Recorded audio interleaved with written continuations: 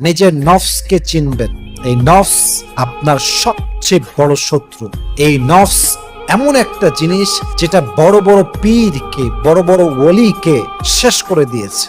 এবং নফস এমন একটা জিনিস, এই প্রবৃত্তি মানুষকে তার স্বপ্নের থেকে দূরে সরিয়ে দেয়।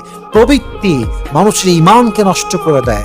যখন আপনি বুঝতে পারবেন যে নফস আপনার কন্ট্রোলে নেই, আপনাকে বুঝতে হবে এটা যতক্ষণ পর্যন্ত আপনি কন্ট্রোলে আনতে না পারবেন, স্মার্টফোন আপনার কন্ট্রোলে আসবে না। নফস কন্ট্রোল করা মানে কি? এখন আমার কাজ আছে মোবাইল ফোনে, আমি জাস্ট কাজটা করব। মন বলছে একটু ফেসবুক ইউজ করি, আমি করব না, এটা আমার নফসের কথা।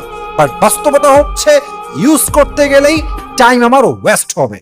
আমার মন চাচ্ছে জাস্ট ইউটিউবে যাব, অমুক বক্তার একটু ওয়াজ শুনবো বা ভালো কাজই করব। এটা আপনার নফস বলছে, বাট ধোঁকা দিচ্ছে সে। আপনি যাবেন ভালো উদ্দেশ্যে, একটু পরে আপনার মাইন্ডটা আবার ডিস্ট্র্যাক্ট হতে পারে। অতএব মাথায় রাখতে হবে, নফস যার কন্ট্রোলে থাকে সে কখনো স্মার্টফোনের নেশায় আসক্ত হতেই পারে না। ঠিক কিনা বলেন?